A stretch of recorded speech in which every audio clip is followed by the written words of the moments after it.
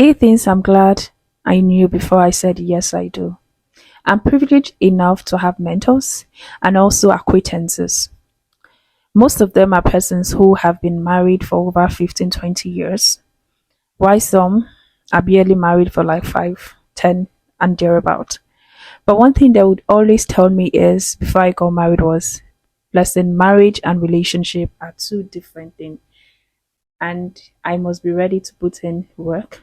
That I should know that marriage is an institution on its own. And I was shouldn't just be looking for a fairy tale marriage. I should be able to put in energy to make sure that it was fruitful, right? So I knew that what I was going into, I wasn't going into a fairy tale marriage, but was going to be something we both are going to make it work. So I tried as much as I can to take notes. I watched sermons on hey. I watched sermons on YouTube's. Like when you say things you should look for in a man before you marry them, blah blah blah. All those videos you see me on that, taking notes, good student, right? But if there was one thing I was so glad I did was I wasn't just taking notes. Personally, I asked myself, what are the things I personally want in a man? And what are the things I am looking for? Those ones were aside, right? So I knew that he had to have the fear of God in him, not someone who marks attendance in church, not a churchgoer. When I say fear of God, I wasn't looking for a pastor or an evangelist, no, but someone that has that relationship with God that will say, no, I can't do this because, do you understand? Must submit to an earthly authority.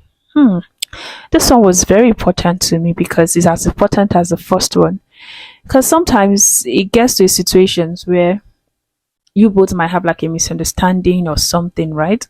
So who is that person that's when that person talks to him, he can listen. So these are things you should look out for, not someone that you can't talk to him when you're angry. He doesn't listen to you. He doesn't listen to his parents. He doesn't listen to his elder brother. There's no pastor you could actually call to that he listens to. No mentor, like there's no spiritual father. Do you understand? So you need to look at this point very, very well. I'm talking to both the sisters and the brothers here. Okay, the next one is the person has to have genuine love for you. Like I said, genuine love, because these days you can't even differentiate fake love and genuine love, right? So it has to be genuine love. And the truth is, I can clearly tell you that when someone loves you genuinely, like you could sense it inside of you, you could actually feel it, right? So you have to know that this is a genuine feeling, not something because of a cliche they're trying to like gain something, or there's a reason, or you ask someone, why are you doing this forever with me? And they're like, because that means there's a reason for that love. But when you can't find a reason why you love someone, means you love them for who they are, not because of who they tend to appear to be like. Do you get? So that love is selfless. That love is without a reason. I love you for who you are. Is no perfect marriage. I knew that there was nothing like perfection in marriage because marriage is an institution. So it's a place where two persons who are imperfect are coming together to make a perfection, right? To make it work. So I knew that there was nothing like a perfect marriage. So I wasn't looking for a perfect marriage because I knew myself I was imperfect and the person I was getting married to was also imperfect. So I get upset most times when people tend to make statements like, I just wanted it to work. I just wanted it to be perfect. I just wanted it to be picture perfect. There's no perfection. There's not even a perfect wedding. That's the truth. There's not even a perfect wedding. So how much more you're not talking about even weddings that people put so much money to make it work, to make it look beautiful. There's still nothing like a perfect wedding, right? And now you now want to have a perfect marriage. Sister, brother, nothing like that. Be submissive.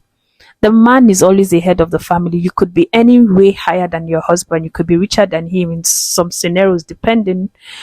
That doesn't give you the warranty to act like the man.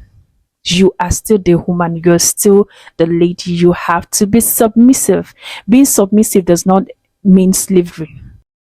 8 things I'm glad I knew before I said yes, I do. Point number 6, be more expressive with your feelings. When you're coming into the word marriage, you have to learn to be more expressive because you both are not supreme beings. When I say you both are not supreme beings, what I'm trying to say is your partner cannot read your heart or clearly go inside of you and tell you how you feel. No, you have to be more expressive. If you don't like what your partner is doing, you say it so that I don't like what you did. So in that way, there is an easy flow of communication, and when there's an easy flow of communication, there is an understanding, and when there is an understanding, there is flow of love and commitment, right?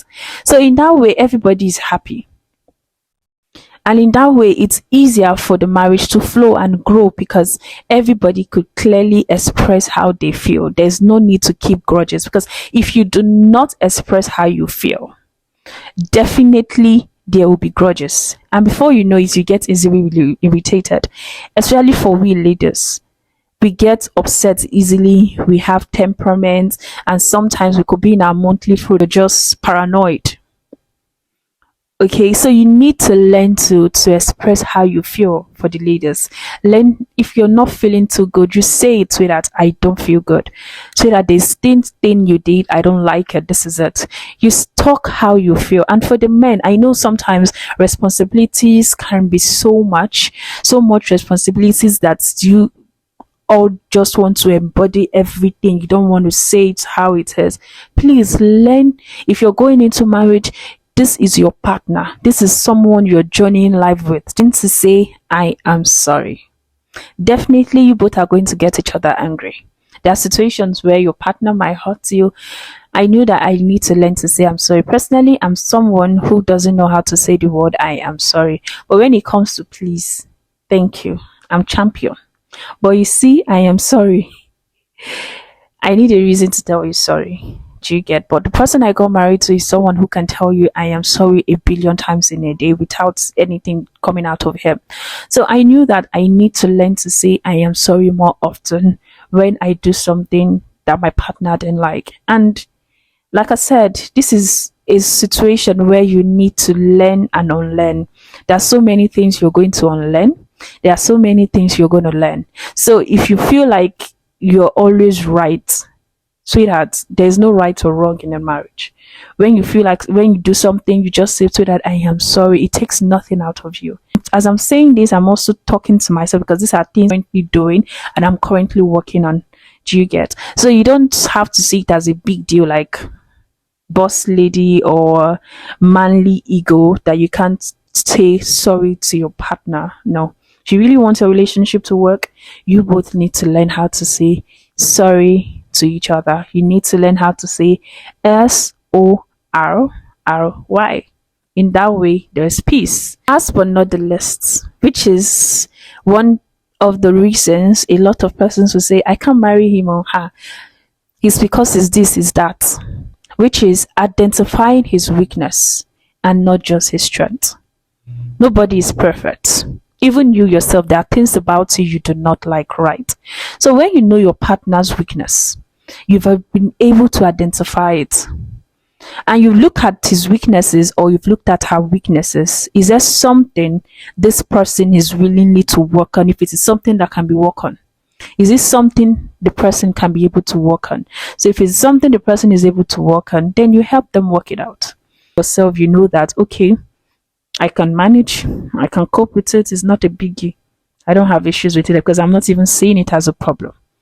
So when you actually see it as a problem and you're not saying it's not a problem, you're closing your eyes, you're blinding your eyes to it, and you're saying, okay, let's go in, sweetheart, you're entering into a lifetime journey that even God cannot save you. God is a second chance person, right? But please, these are things you should pay attention to right now and there. Thank you, and see you in my next video.